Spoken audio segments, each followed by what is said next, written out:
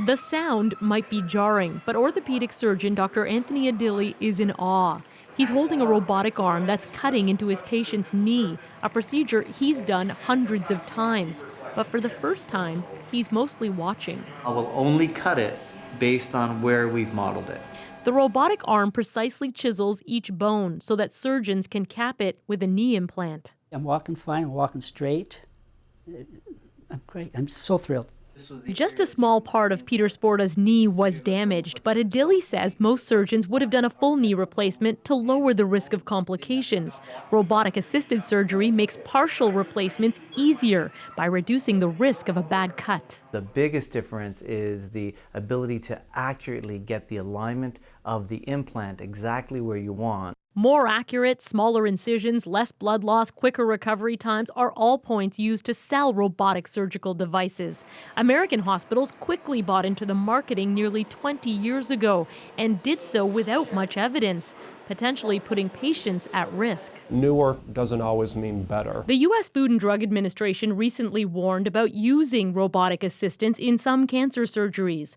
Researchers found some women with cervical cancer who had minimally invasive, usually robotic procedures, may not live as long as those who underwent a traditional surgery, although it's not entirely clear why. For many procedures and many diseases, there isn't long-term data that's available to either prove the safety of robotic surgery or demonstrate that it's superior to other alternatives.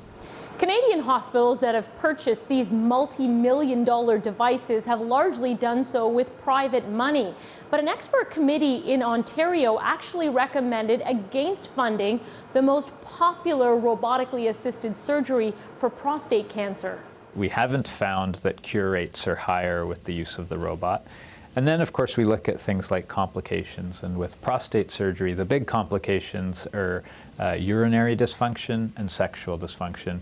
And again, there's no good evidence that using the robot reduces the rates of those complications.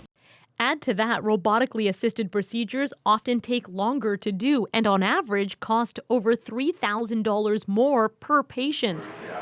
Dr. Adili and his team are now gathering evidence for this new robot and an old one by conducting randomized trials. So that way we can definitively answer these questions. So we can say to the payer, there is advantage for this technology, for this subgroup of people, and these are the outcomes you can expect.